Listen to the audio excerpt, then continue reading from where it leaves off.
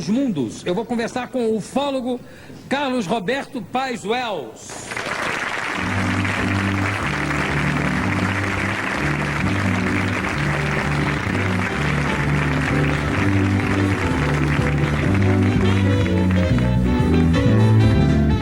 Carlos Roberto, eu fiquei sabendo que você, inclusive, visita vários planetas. Já tive experiências em que essa oportunidade aconteceu. Como é que são feitas essas viagens? Você começou a ser ufólogo depois que teve algum contato com seres de outros planetas ou foi ao contrário? Não. As experiências de viagem aconteceram posteriormente a experiências de contato que aconteceram no Peru. Sou peruano, nascido em Lima. Você é peruano? Sou peruano, já há 18 anos aqui no Brasil. E em 74, meu pai, meu pai já em 55 fundou uma entidade de investigação do fenômeno aqui na América Latina. Um pioneiro praticamente no campo. No Peru tem muito, aparece muito, né? Bastante. Inclusive a famosa Shirley MacLaine, né, que inclusive escreveu vários livros, tem toda uma atividade hoje exatamente espiritualizada. Ela se iniciou basicamente nesse assunto através de uma experiência que ela teve no Peru alguns anos atrás. Então a minha terra, na verdade, é um local de muitas atividades ufológicas, de contatos. Machu Picchu... Machu Picchu é uma região muito bonita, bacana, inclusive, hoje, ponto, inclusive, de muita gente que espiritualizada procura lá algum tipo de revelação. Machu Picchu. Isso por causa das civilizações incas? As civilizações incas, na sua mitologia, tem muitas lendas, mitos que falam a respeito de visitas de entidades. Deuses, criaturas que em algum determinado momento chegaram para ajudar, vinda do sol, dos céus, com roupa ou com, digamos... Trajes diferentes. Mas conta então como é que foi o seu primeiro contato? Como nós nos criamos num ambiente onde falar de disco voadores era normal, a gente tinha muita amizade com gente de outros países que também pesquisava. Com gente de outros países, ainda nesse planeta Terra. E decidimos imitar uma experiência que foi realizada na Colômbia. Meu irmão, eu e um grupo de garotos, todos filhos de pessoas que participavam do Instituto do meu pai, e decidimos ver se era possível contatar mentalmente com uma entidade que se dizia extraterrestre. Se era possível isso. Fizemos uma experiência, uma suposta entidade se manifestou dizendo ser extraterrestre, a gente não acreditou muito e pedimos que desse uma prova. Aí marcou uma data, numa distância de uns 60 quilômetros da cidade de Lima, no meio do deserto. Vamos para ver, fomos. E na hora indicada, na hora realmente apontada por essa entidade, um objeto apareceu e se aproximou de nós a uma distância de quase uns 80 metros. Que tipo de objeto era? Era um objeto discoidal, mais ou menos de uns 30 metros de diâmetro. Eram 2 pratos colados pela boca, a parte central segmentada, e tinha umas escotilhas, uma meia dúzia de escotilhas, que pareciam obviamente janelas. Vimos umas sombras, inclusive. Isso foi visto à luz do dia ou era... Não, era de noite. Era umas 21 horas, mais ou menos. O objeto ficou lá parado, nós estávamos apavorados, era um grupo de moleques, eu tinha na época 18 anos.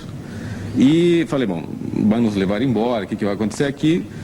Veio uma mensagem através de um dos garotos, meus companheiros, e dizendo que não iam pousar, não iam se manifestar, porque nós estávamos preparados para isso, mas tinham vindo para demonstrar que o contato era real. Agora, tudo indica, pelo que eles tenham informado, de que há todo um grupo de entidades que estão voltadas a esse tipo de pesquisa com relação ao planeta Terra. Você está uma full time aqui. Me explica uma coisa, Carlos Roberto. Você disse o primeiro contato através de uma entidade que disse que era de outro planeta. Perfeito. Mas como de outra entidade? Vocês estavam fazendo uma espécie de sessão espírita? Mais ou menos. Fizemos um trabalho, digamos, de contato telepático, que se dizia psicográfico, através de uma escritura automática, tentar receber a influência de uma entidade, obviamente alienígena, diferente da gente. Então, não havia certeza de que o contato fosse real. Mas a pessoa, o rapaz que estava com... Que idade tinha? Você tinha 18, o outro tinha 18, 17. 17. Isso. Teve alguma alteração na voz, na hora que ele falou? Não. Foi psicográfico, ou seja, foi escrever, não houve verbalização. Qual é esse livro que está aqui contigo? Eu trouxe para você um livro que eu lancei o ano passado aqui no Brasil, que narra toda a experiência nossa. A nossa experiência, na verdade, é bastante famosa no mundo todo. Os Semeadores de Vida. Isso. Por que esse título, Os Semeadores de Vida? Porque eu tentando, de uma certa forma, esclarecer a respeito dos objetivos e intenções desses seres com relação ao ser humano. Há muita informação a respeito de abduções, você tem vários filmes hoje, inclusive no mercado, falando sobre essas experiências abdutivas. A Globo, experiência abdutiva, você diz o quê? ou seja, de pessoas que foram raptadas por seres extraterrestres, foram levadas ao interior do objeto e lá submetidas a uma série de experiências. Você fala também de experiências de gravidez via extraterrestre, você fala de e experiências como é com que é feita animais. essa gravidez por via extraterrestre? É que nem aqui, é o mesmo sistema nosso? Olha, o resto é igualzinho a nós? É só, perfeito, são literalmente idênticos. só difere no tamanho? Tamanho, rasgos faciais, a configuração física, eles são realmente mais parecidos entre si do que nós somos muito diferentes um dos outros, né? Mas isso não é uma impressão que a gente tem, como a gente tem, por exemplo, de achar que todos os cavalos são parecidos? Porque japonês um é cheiro Todo do outro. japonês é parecido, isso não é uma coisa nossa? Não, segundo eles, essa semelhança se dá em relação direta à sua tecnologia genética. Como? Essa semelhança física se dá muito em relação direta à tecnologia genética que eles possuem hoje. Ou seja, que eles conseguem trabalhar o embrião. O embrião geneticamente. Isso. Mas fala dos teus contatos, que eu perguntei e depois te interrompi. Sem problema. Porque eu falei, não, como é que é o contato físico e tal, a gravidez, etc. Eu disse, não, deixa eu falar dos meus contatos. Então Sem fala problema. dos teus contatos. Quando houve essa primeira experiência, lógico, um grupo de garotos voltou para Lima contar para meu pai, que era pesquisador, né? Ninguém acreditou na gente. E nós ficamos frustrados, porque meu pai é um pesquisador, não os filhos dele, não acreditar na gente, era frustrante, né? Aí pedimos para que essas entidades dessem uma nova prova, da qual meu pai e outras pessoas pudessem participar. Adultos que pudessem avalizar realmente a experiência. Eles aceitaram, marcaram uma nova experiência, levamos meu pai e mais 40 adultos, todos os pais, inclusive, das pessoas, dos garotos do grupo. E apareceram novamente. Apareceram, dessa vez não tão perto, apareceram 6 objetos, na hora indicada, fazendo 6 objetos.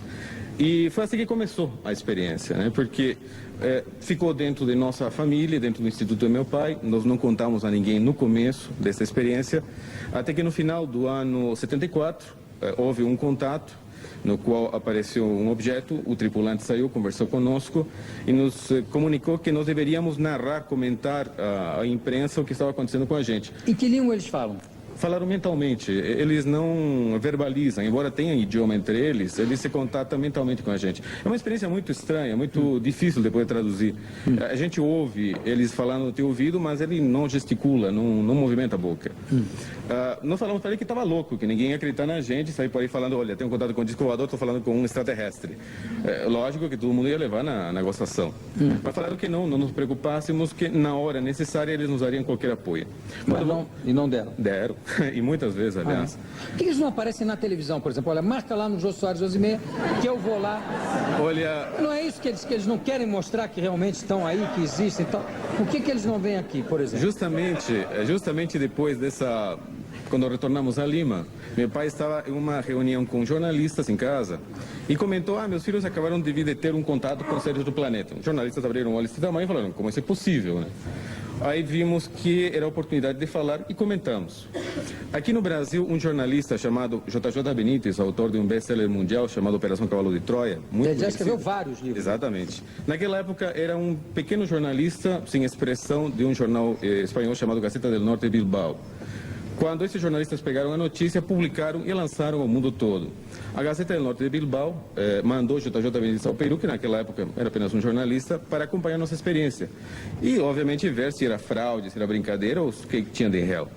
JJ Benítez ficou conosco várias semanas, chegou para mim e falou, olha, Carlos, tudo que você fala é muito bonito, muito simpático, muito bacana, mas eu não tenho nenhuma prova que isso seja real. E se eu posso colaborar na minha condição de jornalista dentro desse trabalho, gostaria então de participar de uma experiência de contato junto com vocês. Falei, olha, não depende de mim, falei para ele, depende deles aceitarem, tudo bem, vou consultá-los. Consultei essas entidades e eles toparam.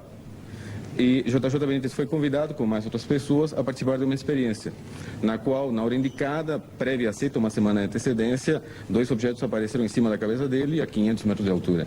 Um deles, inclusive, se aproximou mais, projetou um feixe de luz à frente dele, deu um pulo para trás e, a partir daquele dia, a vida dele foi completamente outra. Se tornou que ele hoje uma das maiores autoridades na Europa no campo de investigação do fenômeno OVNI. Benítez voltou para a Espanha, escreveu um livro chamado OVNI, Ciencia versus la Humanidad, narrando toda a experiência que teve conosco no Peru. Retornou em 75 com outro jornalista chamado Fernando Mujica, também da Gaceta del Norte. Participaram de uma nova experiência de contato e escreveu um segundo livro, que foram os 2 primeiros livros dele, chamado 100 mil quilômetros para os OVNIs. Mas na Respondendo a tua pergunta, em 89 e em 92, nós convidamos jornalistas de vários países, inclusive canais de televisão, a encontros programados conosco. Isso aconteceu em 89 no Peru e em 92 aconteceu no Chile. Mas, por exemplo, se você continua em contato com eles, Perfeito. você não pode marcar uma entrevista com um deles? Por que eles não vêm, por exemplo, dar uma entrevista? Como eles já responderam antes, são eles que dizem quando e como, não somos nós que vamos determinar isso. Em 89 convidamos 5 canais de televisão, 2 de Miami, outro de Argentina, no Peru inclusive 2 emissoras. Apareceram na hora indicada frente a mais de 50 jornalistas de vários países. Em 92, Saiu apareceu na televisão eles? Infelizmente o objeto não se aproximou tanto e obviamente sendo uma filmagem noturna, apareceu só realmente um ponto de luz se deslocando. Muito Outra forte. coisa, por que eles só aparecem de noite? Aí no Não, aí nesse caso. já Tem apareceram vários de dia. casos deles aparecerem de dia. Já, também. Como é que você faz as viagens para esses outros planetas?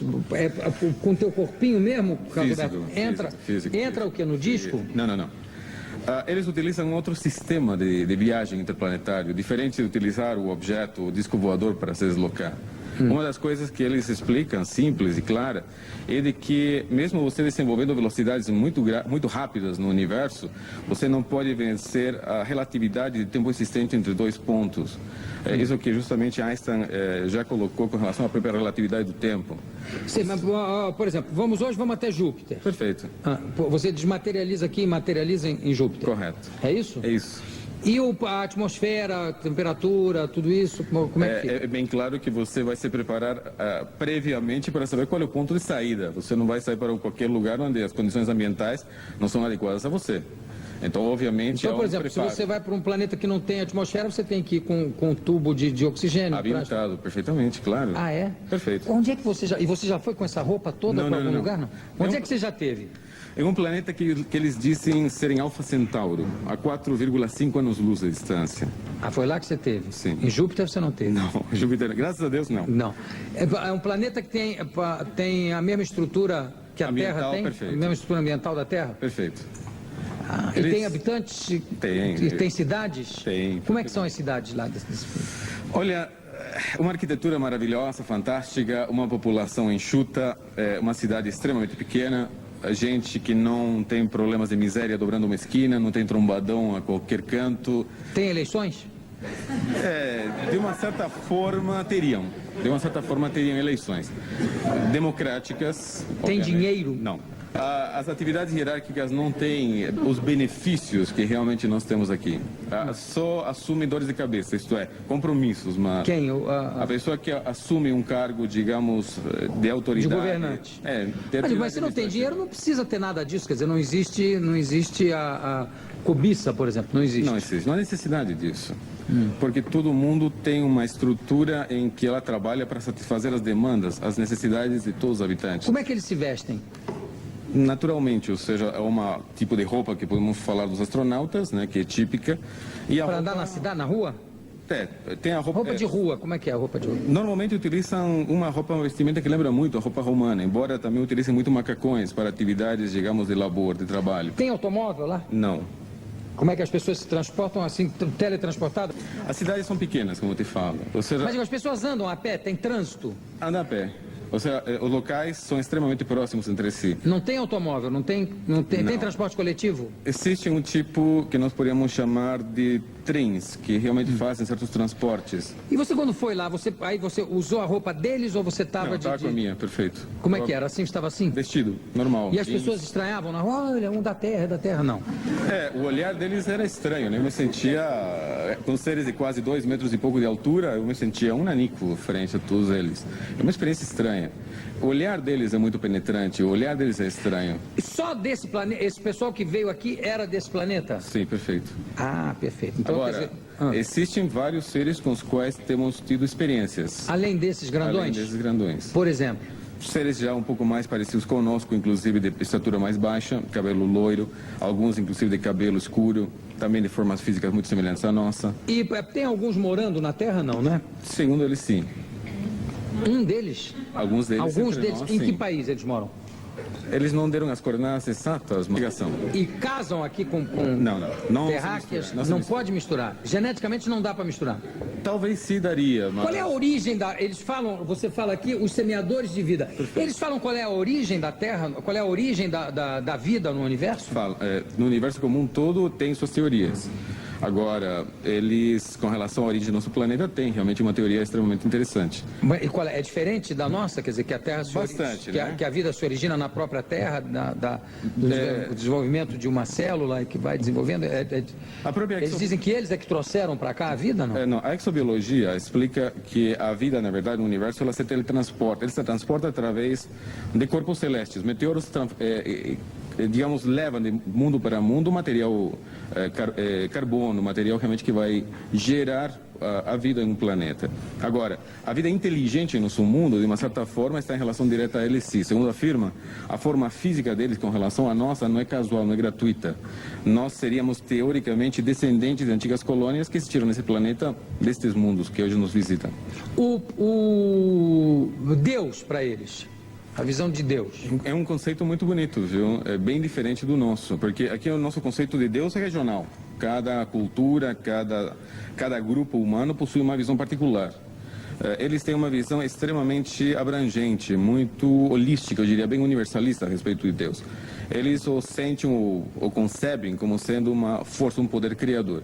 Você quando foi para lá, como é o nome desse planeta lá? Apu. Apu. É um nome que foi combinado, é um convencionalizado. Porque Apu é uma palavra quechua, que significa... Quechua? O que é quechua? Quechua é um dialeto peruano indígena. Porque esses seres são muito conhecidos entre... Eles falam esse dialeto? Não. Eles não têm um outro nome deles lá?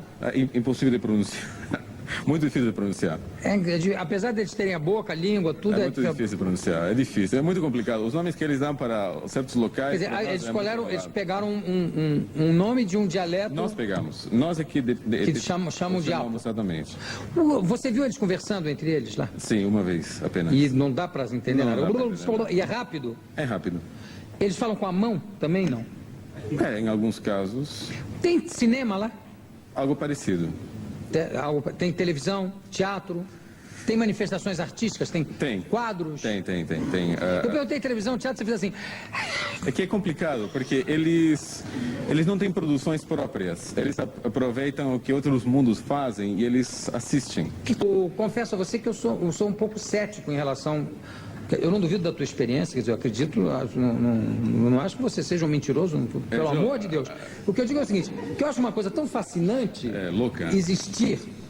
Eu acho que existe vida em outros planetas, porque eu acho que o universo é uma coisa tão gigantesca e existem milhões de planetas com as mesmas características do que a Terra, isso já está provado cientificamente, que me parece normal que nesses planetas exista vida igual ou semelhante à nossa. Agora, eu gostaria tanto de ver um disco voador, não precisava ser desses grandes, não, um pequenininho mesmo. E eu nunca consegui ver nada, nenhum. Não consegui ver. Você vê assim, né? De penca. Mais ou menos. Porque eu acho que deve ser uma sensação extraordinária de você ver essa porta, assim, esse caminho para o universo, né? É uma experiência extraordinária, realmente. É muito louca. De você ver uma pessoa se abrir um campo de luz, atravessar e de repente desapareceu. É louco. Bom, eu conversei aqui com o Carlos Roberto Paes Wells, que é peruano, mas que mora no Brasil há 18 anos. Há 18 anos, e que escreveu esse livro aqui, Os Semeadores de Vida. Carlos Roberto, muito obrigado pela tua presença, daqui a pouco a gente volta. Os integrantes inscritos, vocês que acabaram de ver esta entrevista com o Carlos Roberto Paes Wells, que tal participar dessa aventura conosco? Esta é a versão encadernada do livro Semeadores de Vida, a mesma que aparece ele presenteando o Jô Soares, mas também estaremos disponibilizando aí para vocês o livro em PDF gratuitamente para leitura. Também estará sendo disponibilizado àqueles que quiserem fazer parte do nosso projeto, que já é um projeto a nível mundial. Temos inclusive integrantes na Rússia e outros países, como Canadá, Chile, Bolívia. Caso vocês queiram participar dos grupos, basta mandar uma mensagem para o celular, que estaremos deixando também anexo, para ser passado maiores detalhes sobre a abertura de grupos novos, mesmo que você esteja em outros estados do Brasil ou até mesmo outros países. Com a tecnologia atual, nós conseguimos fazer reuniões online, mandar material e, eventualmente, existem os encontros. 2 vezes por ano, temos o encontro mundial dos nossos colaboradores e integrantes. O projeto não tem nenhuma ligação religiosa, nenhuma conotação religiosa, nem interesse financeiro, nada disso. É apenas mesmo para a evolução do ser humano, baseado em ensinamentos dos seres extraterrestres que nos dão apoio, com os contatos, com as aparições que o Charlie falou na entrevista. E então, vamos embarcar nessa aventura? Comentem aí e mandem seus contatos para maiores detalhes. Obrigado a todos, até mais.